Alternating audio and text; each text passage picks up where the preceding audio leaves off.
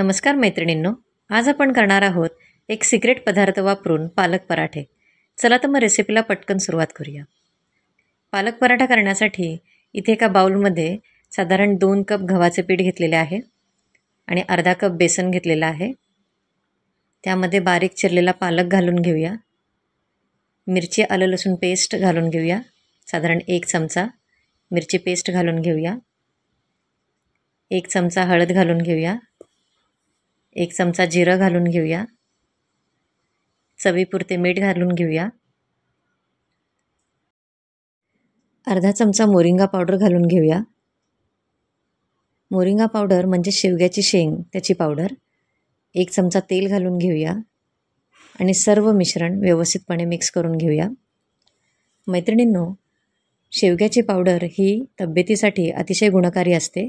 यामध्ये vitamin A, vitamin C, calcium, potassium, iron आणि protein आणि विटॅमिन B3 भरपूर प्रमाणात असते.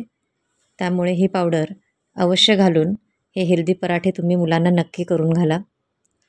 आता थोडेसे पाणी घालून ह्याचा एक डोव करून घेऊया आणि साधारण 10 मिनटं आपण डोव रेस्ट करायला ठेवूया. आता छोटे छोटे गोळे करून याचे पालक पराठे करून घेऊया. मैत्रिणींनो, चॅनलला जर अजून सबस्क्राईब केलं नसेल तर नक्की सबस्क्राईब करा आणि तुम्हाला जर माझे व्हिडिओज आवडत असतील तर व्हिडिओला लाईक आणि शेअर नक्की करा. आता इथे मी पराठे करून घेत आहे.